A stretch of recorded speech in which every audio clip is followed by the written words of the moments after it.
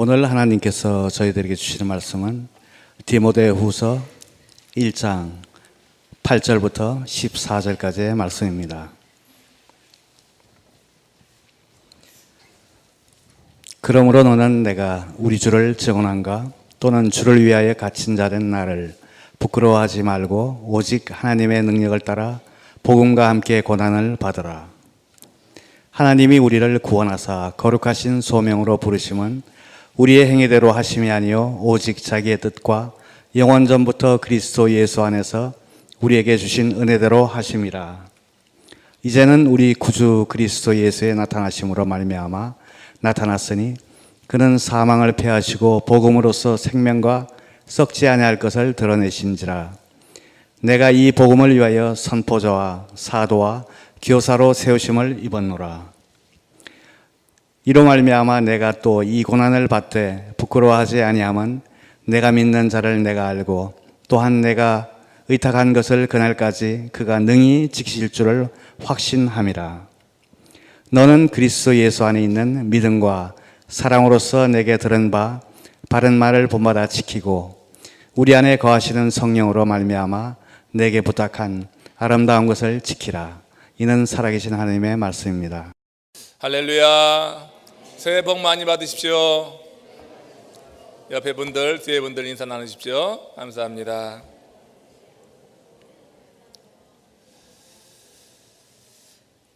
자, 2014년 첫 주일 예배에 참여하신 여러분들 모두 위에 하나님의 은혜가 갑절이나 임하시기를 주의 이름으로 먼저 축원합니다.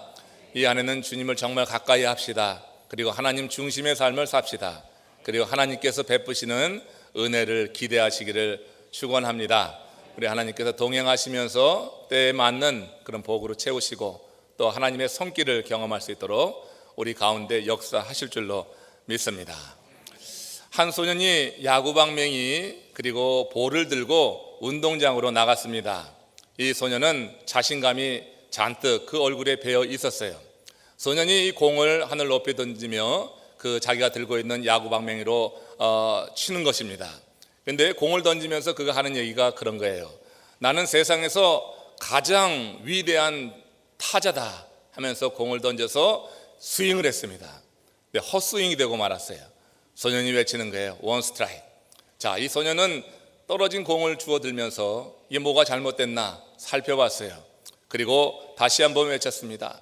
나는 세상에서 가장 위대한 타자다. 그리고 공을 하늘 높이 던진 다음에 다시 들고 있던 배트로 스윙을 했어요. 두 번째도 헛스윙이 되고 말았어요. 소년이 다시 외치는 겁니다. 투 스트라이크. 자, 이제 이 소년이 자기가 쳤던 야구 방망이를 살피는 거예요. 아니, 이 방망이에 구멍이 나지 않고서야 내가 어떻게 투 스트라이크를 당할 수 있는가. 이 방망이를 자세히 살핀 이후에 이제 모자도 다시 고쳐 쓰고 옷을 갖추고 그리고 다시 이제 공중에 공을 던졌어요. 세 번째 그 야구 배트로 스윙을 했는데 이번에도 그만 허치고 말았어요. 근데 이번에는 이 소년이 공도 살피지 않고 야구 방망이도 살피지 않고 다만 이렇게 말을 했습니다. 나는 세상에서 가장 위대한 투수다. 여러분, 이 이야기 속에 담겨 있는 그런 메시지, 여러분 그 교훈을 들을 수가 있습니까? 실패한 일에 대해서는 잊어버리라고 하는 것입니다. 2014년 이제 새롭게 열립니다. 첫 주일을 맞이하는데 잊어버린 일, 그 실패한 과거의 이야기를 잊어버리고 새로운 가능성을 보면서 긍정적으로 이 한 해를 열어가자 하는 것입니다. 오늘 2014년 첫 번째 주일인데 이 시점에서 지난해를 한번 되돌아 보십시오.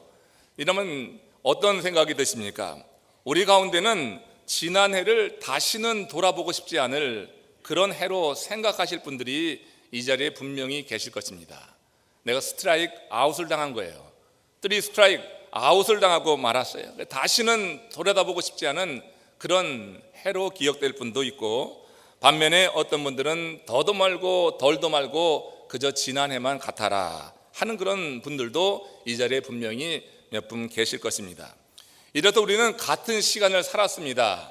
같은 시간을 살았는데 각자의 처지에 따라서 전혀 다른 추억을 남긴 채 2013년을 보냈다고 하는 거예요. 그렇지만 지금 중요한 것은 2014년이 자기에게 어떤 해로 기억이 되든지 결코 우리의 생각이 지난 해에 머물러서는 안 되겠다고 하는 거예요. 성공을 했던 실패를 했던 우리의 생각이 지난 해에 지금 머물러 있어서는 안 되겠다고 하는 것입니다. 이제 새해가 밝았습니다. 새로운 가능성이 여러분들에게 펼쳐 있는 줄로 믿습니다. 지난해 스트라이크 아웃을 당했다 할지라도 이제는 새로운 가능성을 보고 여러분 긍정적인 생각 속에서 이 한 해를 열어갈 수 있기를 원합니다. 오늘 예배를 통하여서 주께서 주시는 말씀이 우리 심령에 자리하게 될 때 우리는 소망을 가지고 희망을 가지고 이 한 해를 새롭게 그렇게 살아갈 수 있을 것이라고 믿습니다. 오늘 우리는 신년 감사 예배, 임원, 사역자, 직분자, 헌신 예배를 겸해서 하나님께 올리게 됩니다. 2014년이라고 하는 새로운 출발전에 이제 서 있는 거예요. 이 새로운 출발선에 서서 이제 우리는 주여 이제 우리가 뛸 준비가 되었사오니 우리와 함께 하소서 하는 그런 마음을 가지고 이 예배를 올려야 될 줄로 믿습니다. 이제 우리는 새롭게 뛰어가는 것입니다. 과거는 과거로 흘러가게 두십시오. 이제는 새로운 이 2014년을 주님과 함께 가기를 원합니다 하는 그런 소망을 가지고 우리가 예배에 임하게 될 때 하나님께서 말할 수 없는 은혜로 우리 가운데 채워주실 줄로 믿습니다. 지난해 스트라이크를 당해서 그런 실패의 경험에서 벗어나지 못하고 무거운 마음을 가지고 있습니까? 혹은 지난해 잘 살았다고 해서 새로운 도전을 중단하고 안주하는 마음을 가지고 여기에 있습니까? 여러분, 무거운 마음도 안주하는 마음도 주님 앞에 옳지 않습니다. 주님은 새로운 삶을 살도록 우리에게 격려하시고 힘을 주시고 그렇게 인도해 주실 줄로 믿습니다. 그러므로 오늘 드리는 이 예배를 통하여서 저와 여러분들이 그 모든 과거의 일은 뒤로 하고 주님께서 주시는 새로운 가능성을 보고 그렇게 주의 말씀 안에 한번 서보자. 주님은 우리에게 무슨 말씀을 오늘 주시는가? 우리가 주의 사역을 잘 감당하고 2014년을 가장 잘 사는 비결을 오늘 이 말씀 가운데서 찾아보기 원하는 거예요. 그럴 때 우리들 마음속에 무거운 것 그리고 안주하려고 하는 이런 안일한 마음도 뒤로 하고 주님이 주시는 그런 긍정적이고 창조적인 마음을 가지고 이 한 해가 주님이 함께 하시는 그런 해가 될 줄로 믿습니다. 자, 그러면 어떻게 사는 것이 가장 잘 사는 것인가? 얻어갈 때 우리에게 주어진 사역, 우리에게 주어진 귀한 일들이 열매를 맺고 풍성하게 될 것인가? 오늘 본문에서 한번 찾아보는데요, 한번 귀 기울여서 잘 들으시고 마음에 새기시고 올 한 해 이 말씀이 여러분들의 전 삶을 다스리시기를 주의 이름으로 축원합니다. 디모데후서 1장 13절입니다. 같이 읽겠습니다. 너는 그리스도 예수 안에 있는 믿음과 사랑으로서 내게 들은 바 바른 말을 본받아 지키라. 자, 지금 여기 본문에서 바울이 디모데에게 하는 말을 잘 들어보세요. 지금 바울은 너 디모데야, 내게 들은 바 바른 말이 있지 않냐? 내게 들은 그 바른 말을 본받아서 지켜라, 이렇게 말씀하고 있어요. 여기서 말하는 바른 말이라고 하는 게 뭡니까? 그것은 여러분 그 앞절에서 말하고 있는 복음을 뜻합니다. 복음을 뜻하는데 여기서 제가 성공적인 사역의 원리, 성공적인 삶의 원리를 하나 찾아보게 되는 것이에요. 그건 뭐냐면 모든 사역, 모든 삶에 있어서 믿음과 사랑 안에서 복음을 지키는 각오로 이루어진다고 하면은 그러면 그 삶이 성공적인 삶이 될 것이요, 사역에는 반드시 열매가 있을 것이라고 믿습니다. 바른 말, 곧 복음을 의미합니다. 복음은 예수 그리스도를 또한 의미합니다. 그렇기 때문에 바른 말을 본받아 지키라고 하는 것은 예수 그리스도의 가르침을 배우라고 하는 말과 다름이 없는 것입니다. 그래서 11장 마태복음 11장 29절에 있는 말씀을 한번 같이 읽겠는데, 이 말씀에서 우리가 주님께 배워야 될 것이 무엇이냐 우리가 살펴볼 수가 있겠어요. 같이 읽습니다. 나는 마음이 온유하고 겸손하니 나의 멍에를 메고 내게 배우라. 그리하면 너희 마음이 쉼을 얻으리라. 자, 우리 주님께서 내게 와서 배우라고 하는 거예요. 주님의 마음이 온유하고 겸손해요. 우리가 여러분 바른 말을 본받아 지키라고 하는 사도 바울의 말씀을, 그 바른 말을 복음이라고 듣고 그 복음을 예수 그리스도라고 말한다고 하면 바른 말을 본받아 지키는 것은 예수 그리스도의 가르침을 본받아 살아가는 것이라고 볼 수가 있는 거예요. 예수님이 뭐라고 말씀하셔요? 나는 온유하고 겸손하다. 나의 멍에를 베고 내게 배우라. 우리가 주님을 본받아 지키는 삶, 본받아 따라가는 그런 삶을 살려고 하면 주님께 나와서 배워야 될 줄로 믿습니다. 우리가 주님께 배우는 삶이 된다고 하면은 올 한 해 여러분들의 삶은 어떤 모양으로 펼쳐지든지 그것은 주님이 보실 때 성공적인 가장 잘 산 삶이 될 줄로 믿습니다. 그리고 주님께 배워서 하는 사역에는요, 열매가 맺혀지기에 마련이에요. 예수님으로부터 제대로 배운 사람은 자신이 맡은 사역이 아무리 작아도 그 사역에 최선을 다하게 됐어요. 예수님이 그렇게 사셨기 때문에 예수님께 배운 사람은 일의 크기를 세상적인 기준을 가지고 재단하지 아니하고 그 일이 주님의 일이라고 하는 것으로 받아들여서 최선을 다하게 된다고 하는 거예요. 예수님이 어린 소자가 올 때 오는 것을 금했나요?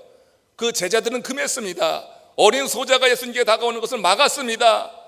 그 당시에 그 관념으로는 여자든지 아이들은 사람 취급하지 않았잖아요. 그러나 어린 소자가 오는 것을 막지 않았어요. 천국이 이런 자의 것이라고 했어요. 예수님은 가장 어린 자가 자기에 오는 것을 맞이해 드리셨다고 하는 거예요. 우리가 여러분 예수님께 배우게 될 때 우리가 하는 일에는 작은 일이 없는 것입니다. 모두 다 주님의 일만 있는 줄로 믿습니다. 오늘 우리가 임원 헌신 예배, 사역자 헌신 예배, 여러 직분자 헌신 예배 함께 드리게 됩니다. 여러분들의 이름이 이 명단에 나가 있을 것입니다. 이 명단에 있는 각각의 다른 그런 사역에서 종사하고 일하실 여러분들, 크고 작은 일로 나누지 마시고 모두 주님의 일로 받으시기를 축원합니다. 그럴 때 여러분 최선을 다하게 되는 거예요. 예수님께 배우면은 예수님이 소자 하나를 그렇게 귀히 여기시고 천국이 저의 자의 것이라고 말씀하신 것처럼 우리가 작은 일에 그거 여러분 우리가 구분하지 않고 최선을 다할 수가 있다고 하는 거예요. 또한 우리가 주님께 배우게 되면은 사역의 시행 중에 주의 일을 할 때 사람들의 무관심이나 반대에도 직면하게 되는데, 그런 경우라도 예수님께 제대로 배운 사람, 예수님을 본받아서 사역을 한다고 하면 중도에 포기하는 일은 없을 것이라고 하는 거예요. 여러분, 예수님의 사역을 중도에 포기했습니까? 그렇게 무시를 당하고 그렇게 위협을 당하고 그랬지만 주님께서 십자가의 길로 나가는 것을 포기하셨냔 말이에요. 생명길을 여시기 위해서, 우리에게 구원의 기쁨을 주고 확신을 주기 위해서 당신 십자가에 달리기 위해 가는 그 길 가운데 여러 장애 요소 방해가 있었지만 어찌 예수님이 중단하셨어요? 예수님도 인간이어서 힘들어서 겟세마네에 들어가서 밤이 맞도록 기도했지만 땀이 피가 되도록 기도하는 가운데 힘을 얻어가지고 그 중단하고자 하는 인간적인 요구를 이제 넘어서 마침내 십자가에 오르셔서 내가 다 이루었단 말이에요. 내게 맡겨진 사역을 다 이루었다고 하는 그런 위대한 선포를 하신 줄로 믿습니다. 그렇기 때문에 예수님께 배우는 사람, 예수님께 배워서 사역을 하는 사람이 중간에 포기해버린다고 하는 것은 이건 여러분 제대로 배우지 못했기 때문이라고 보는 겁니다. 우리의 인생이 성공적인 삶, 그야말로 가장 잘 산 삶이 되기 위해서는, 그것도 하나님 앞에 가장 잘 산 인생은 예수님께 나와서 배우는 거예요. 그럴 때 그 예수님으로 통하여서 배우는 지혜를 인하여서 우리의 사역도 더욱더 풍성하게 열매 맺게 될 줄로 믿습니다. 올 한 해 여러분 이제 시작입니다. 과거는 잊으십시오. 과거에 잘못될 수 있어요. 과거에 실수했을 수도 있어요. 그냥 과거의 일은 과거로 두십시오. 이제 여러분 함께 갑시다. 2014년 우리에게 주어진 사역을 정말 주님께 배워서 지키는 가운데 저와 여러분들의 사역이 아름다운 열매 풍성하게 맺어지기를 축원합니다. 이제 우리 교회 올 한 해가 할 일이 많습니다. 선교도 더욱더 힘차게 이루어져야 됩니다. 하나님의 일이 중단되어서는 안 되겠어요. 이런저런 이유 때문에 하나님의 일이 방해를 받아서도 안 되겠어요. 함께 우리 하나님께 배웁시다. 우리 주님께 배웁시다. 주님의 그 온유함을 배웁시다. 그 겸손함을 배웁시다. 그래서 온유함과 겸손함으로 주님께서 맡겨주신 귀한 사역을 감당할 때 우리가 포기함이 없이 작은 것을 찾게 보는 것이 아니라 주님의 일로 보면서 그야말로 최선을 다하는 하나님의 사람들이 될 수 있으리라고 믿습니다. 어느 공동체나 사람이 모이는 곳이면 사람마다 독특한 성향이 있는 것을 보게 됩니다. 우리 교회도 제가 이제 5개월이 지났어요. 5개월 지나고 이제는 플로리다에 익숙해지고 있습니다. 이 날씨는 참 좋아요. 지금은 너무 좋습니다. 감사합니다. 많이 배우고 있는데 여러 성도님들도 제가 배우고 있어요. 여러분들의 성향을 제가 지금 파악해 가고 있어요. 어떤 분은 이런 분 또 저런 분 이렇게 분명히 인식이 되더라고요. 처음에는 다 똑같이 보이는데 이제 한 사람 한 사람씩 보이기 시작했어요. 어느 공동체나 사람마다 독특한 성향이 있는데 우리 교회도 마찬가지라고 하는 거예요. 어떤 분이 교인들의 그 성향을 재미있게 분석을 해놨어요. 여러분 그냥 들으시고 한번 나는 어디에 속할까 그냥 한번 그렇게 들으시면은 또 유익할 수도 있습니다. 그게 뭐냐면 교인 가운데는 달구지 같은 교인이 있다는 얘기예요. 달구지는요, 누군가 끌어주지 않으면 그 자리에 그대로 있어요. 뭐 누가 끌어주지 않으면 그냥 그 자리만 있는 거예요. 일을 하지 않아요. 가서 끌어줘야지 예배도 나오고, 끌어줘야지 속회도 나오고, 끌어줘야지 무슨 사역도 하고 하는 그런 달구지 같은 교인이 있어요. 여러분들이 어디 속하나 보라는 얘기예요. 또 교인들 가운데는 연 같은 교인이 있어요. 이 사람은 항상 높이 날려고 해요. 뭔가 이렇게 과시하려고 해요. 많은 사람들에게 보이려고 해요. 근데 그 내면은 그 줄이 끊어질까 봐 두려워하고 염려하고 불안하는 마음으로 가득 차 있는 사람이에요. 연 같은 사람이 또 있어요. 그런 사람이 분듯이 있어요. 또 교인 가운데는 고양이 같은 교인도 있대요. 늘 쓰다듬어 줘야지 되는 거야. 누가 건드리면은 토라져서 핥히고 덤비고 이런 교인들이 우리 교회도 2명 있더라고. 제가 지금 파악이 됐다니까요. 여러분 고양이 같은 교인들 되지 않기를 원합니다.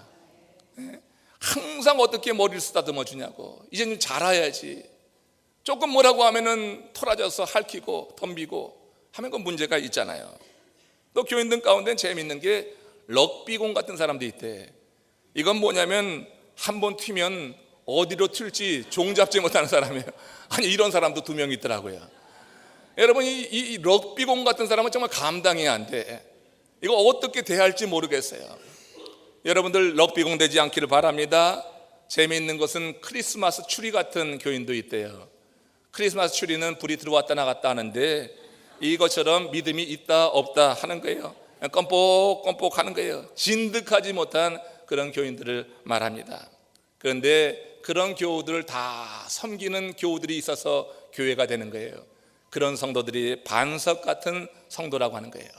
우리 교회는 반석 같은 성도만 넘쳐나기를 바랍니다. 흔들림이 없이 한결같은 마음으로 주님께 배워서 복음을 지켜나가는 그런 삶.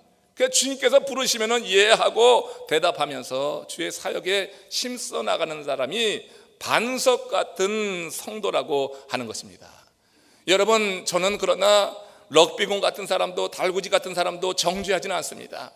교회는 여러분 다양한 사람들이 있고요, 신앙의 연륜도 다양하고 정도도 다양해요.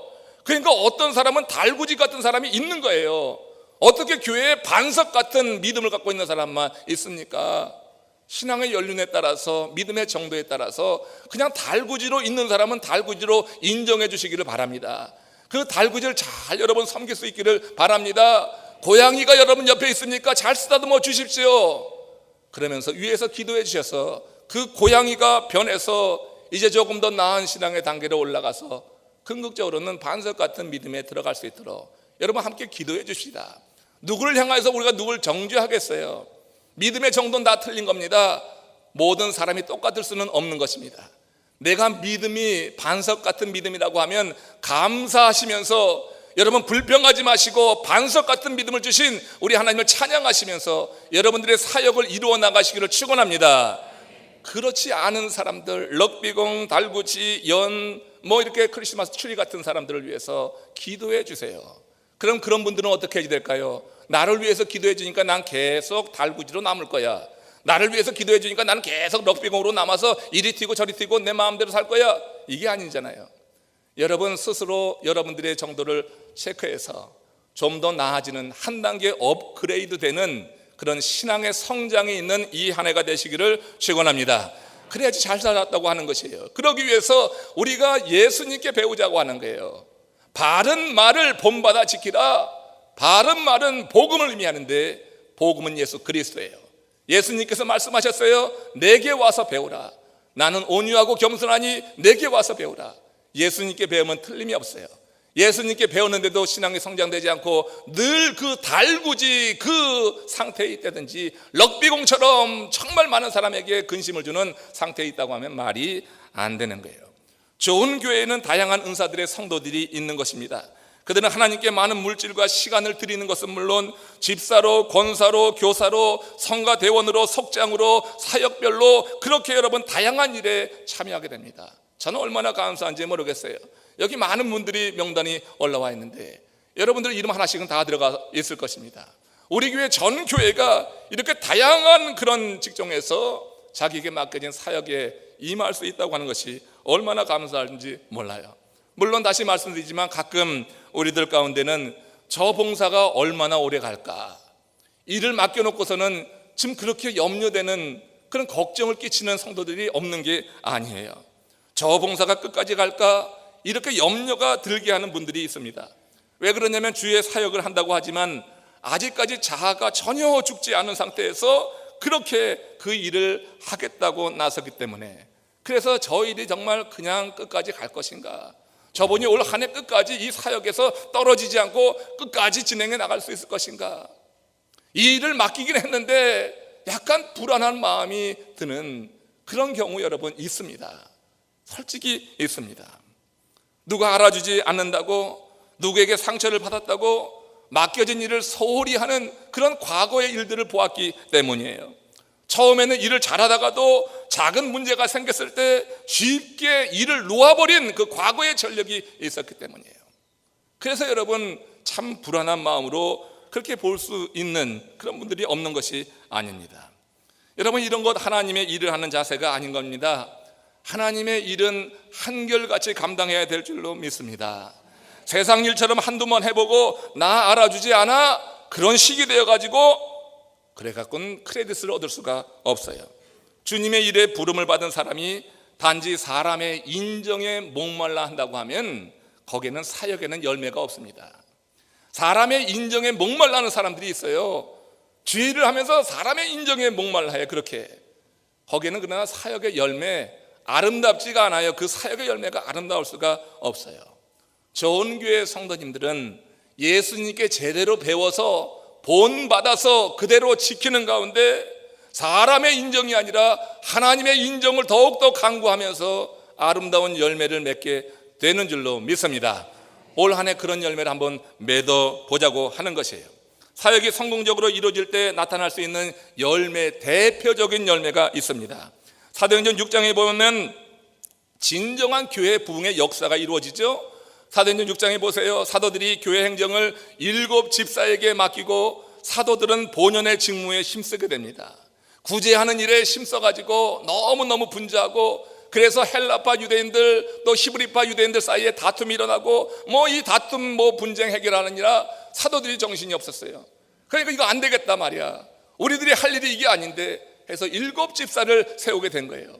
오늘 세워지는 우리 직분자들 여러분 귀담아 들으십시오.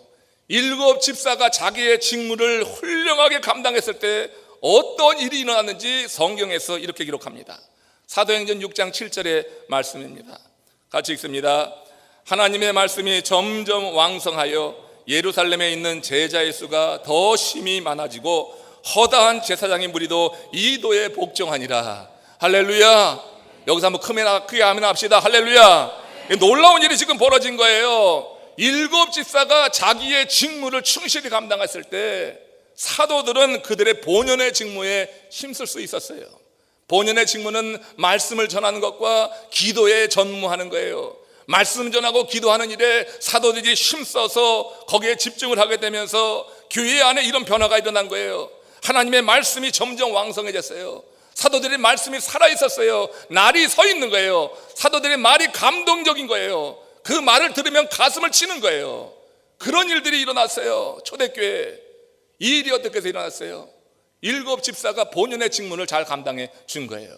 자기에게 주어진 그 직무를 잘 감당했을 때 사도들은 온전히 말씀을 준비하고 또 기도하는 데 집중하게 되면서 그 말씀이 권위가 있었다고 하는 것입니다.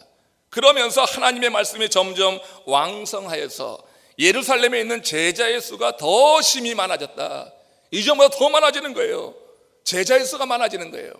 사역이 온전히 이루어지면은, 주님께 배워서 그 사역이 온전히 이루어지게 되면 나타나는 열매는 제자의 수가 많아지는 것이라고 하는 거예요. 올해 여러분들이 맡은 직무를 잘 감당하면 올 말에 가서 우리 교회는 갑절로 성장해야 될 줄로 믿습니다. 우리 교회 그렇게 되기를 축원합니다. 함께 해보시길 원합니다. 아멘 소리가 계속 작아지는 이유를 모르겠어. 나 혼자만 열을 내나? 나 혼자만 뜨거워요? 여러분 함께 가시기를 주의 이름으로 축원합니다. 우리의 각자 맡겨진 그 직무를 충실히 감당하게 될 때 갑절의 부흥이 있을 거예요. 저는 그렇게 믿고 나가도록 하겠습니다. 그런 믿음 가지고 나갈 때 주님께서 우리의 기도에 역사하시겠지요. 여기 보면 허다한 제사장의 무리도 이 도에 복종하니라고 했어요. 여러분, 제사장이 이 기독교 도에 복종한다고 하는 것, 십자가의 도에 복종한다고 하는 것은 그 당시로서는 그 사람의 모든 기득권을 다 포기하는 거예요. 제사장은 유대 그 사회에서 상당한 지위에 있었던 사람들입니다. 그들이 여러분 그 도를 포기하고 우리 십자가의 도에 복종한다고 하는 것, 그 십자가의 도에 복종하는 것은 자신들의 삶을 다 포기하는 거예요. 기득권을 다 내려놓는 거예요. 그리고 오히려 고난을 당하는 거예요. 핍박을 당하는 거예요. 그런데 허다한 제사장의 무리가 이 도에 복종하더라. 7집사 맡겨진 직분을 잘 감당하고 사도들은 본연의 임무를 잘 충실히 감당하게 됐을 때 거기에서 이런 놀라운 일들이 벌어지고 있다고 하는 거예요. 여러분, 사역자에게 이보다 더 큰 기쁨이 어디 있겠어요? 사역을 하면서 이런 열매를 바라보는 것보다 더 큰 기쁨이 어디 있겠어요? 여러분, 우리 교회에 새로운 성도들이, 가족들이 오게 되면 여러분 기쁨이 있죠. 막 밀려오게 되면 얼마나 마음에 흥분이 되고 열정이 일어나고 그런 마음의 뜨거움이 있어요. 우리 교회에는 허다한 주의 제자들이 더 심히 많아지는 것을 볼 수 있는 은혜가 임하기를 원합니다. 이를 위해서 여러분, 우리에게 맡겨진 직무를 정말 힘써서 잘 감당하자고 하는 거예요. 여러분, 우리가 사역의 그 본연의 일을 제대로 감당하게 될 때 나타나는 열매, 이 열매를 맛보면서 사역하는 것 꽤 큰 기쁨이 있습니다. 사람의 인정이 아니라 내가 사역함으로 말미암아서 열매가 생기는 것을 바라보게 될 때 이것이 더 큰 기쁨이 돼야지 되는 거예요. 사람의 인정만 구하면 사람 참 초라해집니다. 사람의 인정을 구하려고 할 때 그 사람이 비참해 보입니다. 그러나 여러분, 내가 한 사역을 통하여서 열매가 나타나는 것을 볼 때 그 기쁨은 말할 수가 없는 거예요. 새해가 돼서 이제 여러분 우리 가정에 축복을 줘서 우리 두 가정에서 새로운 생명을 얻게 되었어요. 우리 김시현 목사님도 힘쓴다고 하니 기다려 보겠습니다. 여러분도 한번 힘써 보세요. 안 되면은 한번 여러분 우리 교회 부흥을 꿈꿔봅시다. 부흥을 꿈꿔봅시다. 하나님의 일에 사역에 우리가 최선을 다하면서 부흥을 꿈꿔보는 것, 여러분 잘못된 것 아니에요. 주의 일에 최선 다할 때 열매로서 제자의 수가 더 많아지고 허다한 제사장의 무리가 이 도에 복종하더라. 이런 일들이 현실로 나타나는 거예요. 이것을 올해 한 해 우리 모두 다 한번 꿈꾸며 힘차게 나가기를 다시 한번 주의 이름으로 축원합니다. 내게 들은 바 바른 말을 본받아 지키고, 13절에 다시 말씀, 들은 복음을 본받아 지킨다고 하는 것은 어려운 일을 넘어서 두려운 일이기도 합니다. 그것은 고난을 각오해야지 되는 거예요. 보세요, 그 허다한 제사장들이 그 복음을 받아들였을 때 얼마나 두려운 일이, 세상적으로 얼마나 심겨운 일이 있었을지 여러분 생각해 봐야지 돼요. 그냥 교회 안으로 이 사람들 몰려왔으니까 참 좋다, 이게 아니라 그 사람들의 입장에서 그 사회에서 완전히 단절되는 건데, 거기서 고난을 받고 핍박을 당하고 외면을 당하고 왕따를 당하는 건데 얼마나 힘들었겠어요. 여러분, 들은 복음을 본받아 지키는 것, 어려운 일을 넘어서 두려운 일이 우리 가운데 임하는 것일 수 있는 것입니다. 그것은 고난을 각오해야지 되는 거예요. 그래서 디모데후서 1장 8절에서 바울은 그걸 숨기지 않고 디모데에게 그대로 이렇게 말씀합니다. 같이 읽습니다. 너는 내가 우리 주를 증언함과 또는 주를 위하여 갇힌 자 된 자를 나를 부끄러워하지 말고 오직 하나님의 능력을 따라 복음과 함께 고난을 받으라. 아니, 어떤 사람이 사랑하는 이에게 고난을 받으라고 이렇게 말을 합니까?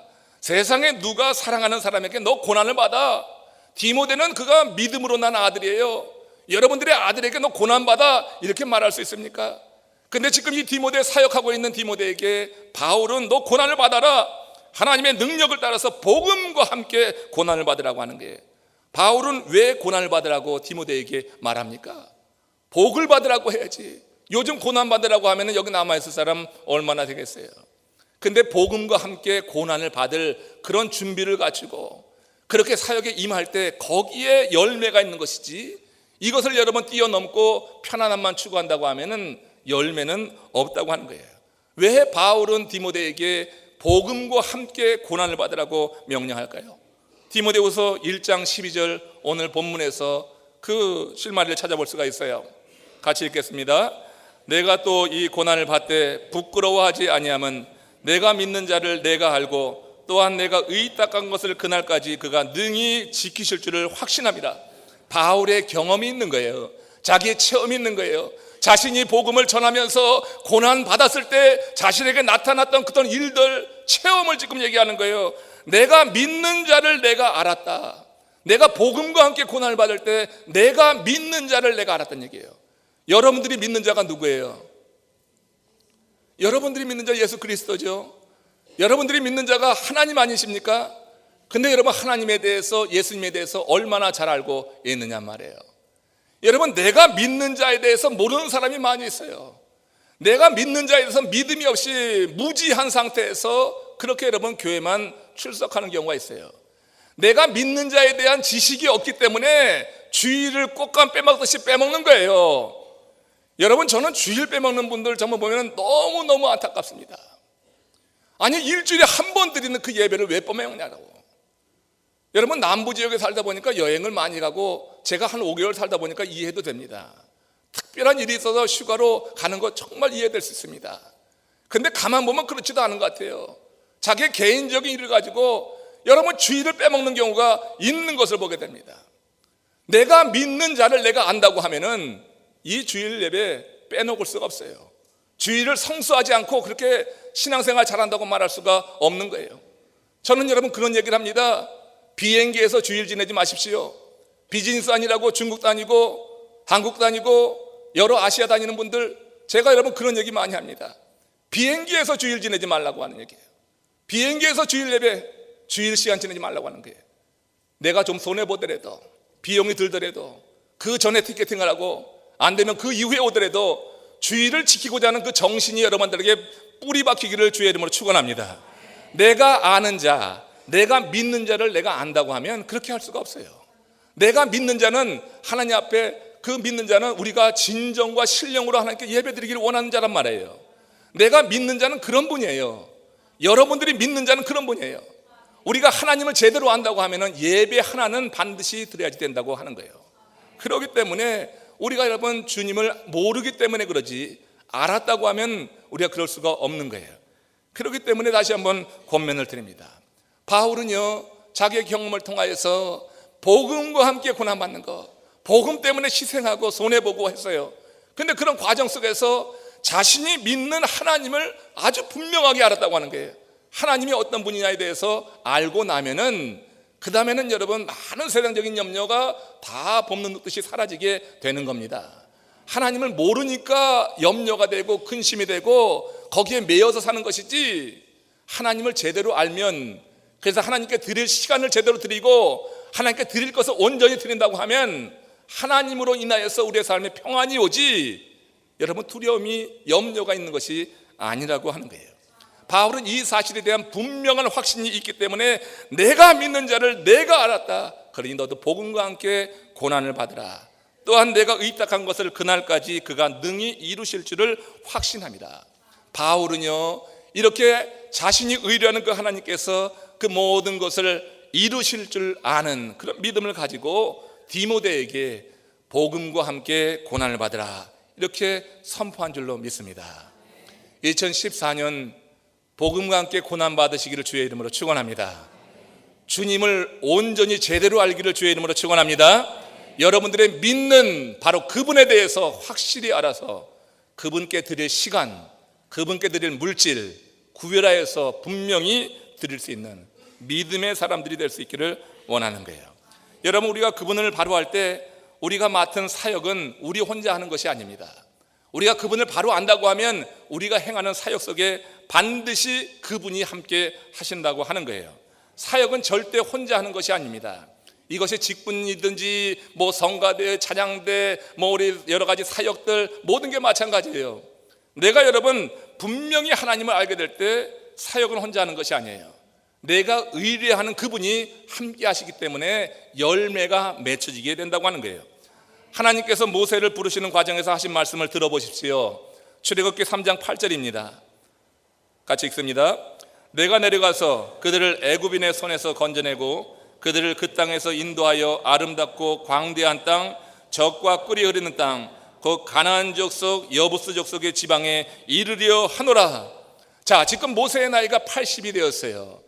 80이 되었는데 그때도 양떼를 찌는데 자기 양떼도 아니에요. 장인 이드로의 양떼예요. 여러분, 40년 애굽 생활하면서 왕자로 컸습니다. 세상의 모든 것을 누린 사람이 이제 어떤 하나님의 섭리 가운데서 미디안으로 몰려가게 됐어요. 양치기가 되었어요. 40년이 지냈지만 여전히 자기 양떼가 없다고 하는 것을 보면 참 빈궁한 삶을 살았다고 볼 수가 있습니다. 그 장인의 양떼를 지키고 있는 그 모세, 80의 노구를 이끌고 그 양떼를 이끌고 있는 그 모세의 모습은 그 모세가 광야에서 봤던 가시떨기 나무와 별다름이 없었던 거예요. 가시떨기 나무처럼 삐죽삐죽 가시가 나서 사람들이 와서 접근하고 가까이 하려고 하지 않는 그런 존재로 그때 그가 부름을 받았다고 하는 거예요. 사람들이 관심 두지 않을 나이입니다. 나이가 들고 연세가 많아지면 여러분 물질에도 많아야지, 싼 것이라도 많아야지 손녀 손자들이 옵니다. 그렇잖아요. 와서 뭔가 좀 들려줘야지. 애들이 노인 냄새 난다고 멀리 도망가던 아이도 뭔가 들려주면 찾아오게 되는 거예요. 나이가 연세가 많아지면 물질이 좀 있어야지. 그래서 힘이 나는 거예요. 모세 보니까 그렇지 않았어요. 장인 이드로의 양떼를 치고 있는 모세, 빈궁했습니다. 나이 많았습니다. 완전히 꺾어진 인생입니다. 그런데 하나님이 그를 택하셔서 부르셨어요. 그리고 너는 저 애굽으로 나아가라.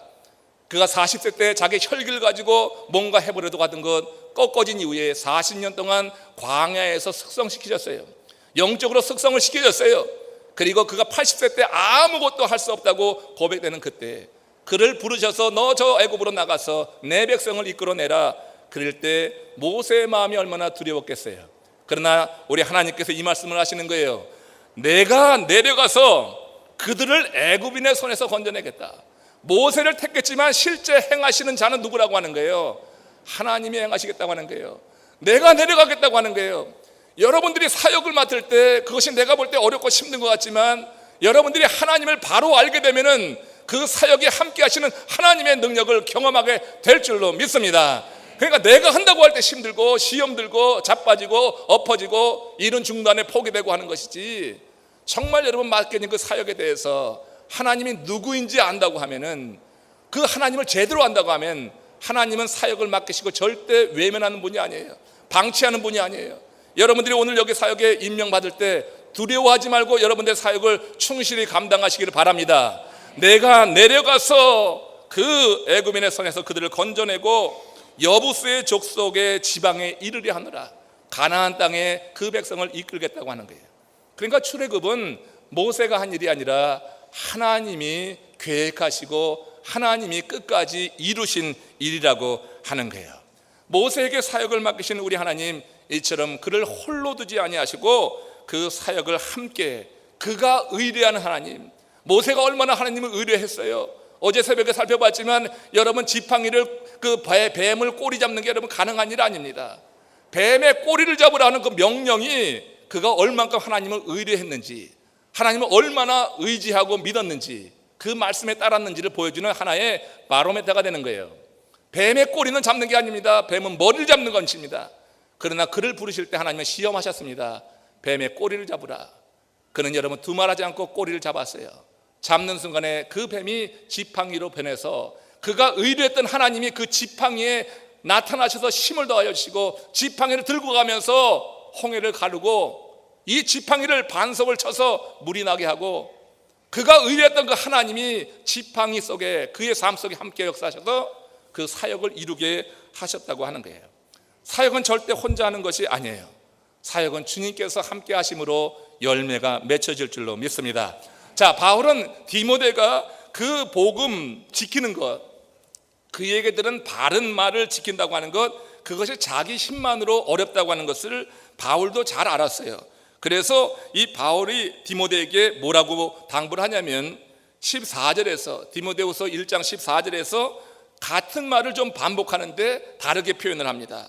같이 읽어봅니다. 우리 안에 거하시는 성령으로 말미암아 내게 부탁한 아름다운 것을 지켜라. 여러분, 지금 바울이 알아요. 그 사역을 그가 혼자 하는 것이 아니란 얘기예요. 그 혼자는 감당하기 어려워요. 복음을 지키는 것, 그 당시에 복음을 본받아서 지키는 것, 이거 쉽지 않은 일이에요. 그러기에 바울은 말하는 거예요. 우리 안에 거하시는 성령으로 말미암아 내게 부탁한 아름다운 것이, 이것도 복음이에요. 똑같은 얘기예요. 내게 부탁한 아름다운 것, 그 복음을 지키는 것은 너의 힘으로 하는 것이 아니다.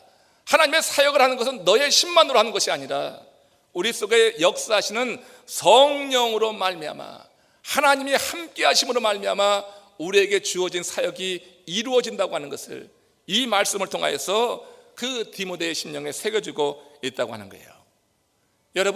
여러분들이 하는 사역에 반드시 하나님께서 함께 하실 것을 믿음으로 고백하시면서 나가시기 바랍니다. 그럴 때 여러분, 사역의 열매가 크게 맺혀져도 내 자랑하지 않아요. 어떤 사람 조금 어떤 열매 맺어놓고 자기 자랑하기 너무나 바쁘잖아요. 예? 그 자기 자랑하기 너무 바빠. 그 안 돼 있어서 들어주긴 하는데 들으면서 측은해요. 여러분, 사역의 열매 맺을 때 그 사역은 하나님이 하신 거예요. 하나님께 온전히 영광 돌리시기 바랍니다. 사람의 인정 구하려고 하지 말고 하나님께 영광 돌리고 그 사역이 된 것으로 인하여서 기쁨을 누려요. 그러면 시험에 들지 않아. 그러면 섭섭하지 않아. 자꾸 사람의 인정을 받으려고 하고 목사의 인정을 받으려고 하니까, 그러니까 섭섭이가 틈타는 거예요. 섭섭이가 우리 마음을 휘저을 때 정말 여러분 괴로운 거예요. 그렇게 하면 사역이 되질 않는 거예요. 성령의 역사 속에서 그것이 가능하기 때문에 바울은 디모데에게 성령의 능력으로 복음을 지키라, 그렇게 말씀을 하고 있는 거예요. 여러분, 누군가의 부탁을 받을 때 여러분 마음은 어떻습니까? 사람들은 자기에게 부탁하는 상대가 누구냐에 따라서 다양한 반응을 보입니다. 내가 존경하고 내가 볼 때 나보다 힘 있는 사람이 부탁을 하면 그때 여러분 그 부탁을 즉각 이루어주는데, 그렇지 않을 때는 미뤄두고 무시하기도 하는 거예요. 그러니까 내게 부탁하는 자가 누구냐, 여기에 따라서 우리의 리스판스, 반응이 다른 것을 볼 수가 있어요. 직장 상사가 부탁하는 일을 할 때와 내가 사랑하는 애인이 부탁하는 일을 할 때 다르겠죠. 예? 직장 상사가 하는 일은 그냥 그 범주 안에서 그것만 딱 하고 끝나죠. 그렇지만 애인이 부탁한다고 하면은 더 해주고 싶어서 더 즉각적으로 열심히 일할 거예요. 가정주부들의 경우에 아이들이 부탁하는 일을 할 때와 남편이 부탁하는 일을 할 때 똑같던가요? 여러분, 아이들이 오랜만에 집에 방문했어요. 멀리 나가 있던 애들이 방문했어요. 아이들이 엄마 나 이것 좀 해. 그럼 벌써 발이 그냥 보이지 않게, 손이 보이지 않게 주방으로 가서 음식을 만들고 빚고 필요한 거 사다 주고, 너 필요한 거 없냐? 그렇게 물어보면서 그걸 채워줘요. 남편이 필요한 거 얘기하면 3박 4일 더 걸려. 나에게 부탁하는 사람이 누구냐, 여기에 따라서 리스판스가 달라지더라고요. 예? 여러분, 학창 시절에 선생님이 불러서 어떤 중요한 일을 맡기십니다. 그렇게 자랑스러울 수가 없어요. 아이들의 자율학습을 감독해. 그리고 선생님 퇴근하셔요. 그러면 아이들 자율학습 감독하면서 뒤에서 이렇게 어슬렁어슬렁 하고 다니면 굉장히 우쭐하고 좋아요. 시험을 본 다음에 시험지 채점 좀 해. 그래서 교무실에 가서 시험지 채점하면 그렇게 좋을 수가 없어요. 환경미화를 위해서 너 학교 바깥에 나가서 물품 좀 구해와라. 그러면 외출증 받아가지고 그 수의에게 내놓고 그리고 밖에 나가서 문방구에서 그 물품 구해올 때 그때 여러분 뿌듯함이 있어요. 어떻게 잘하느냐고요?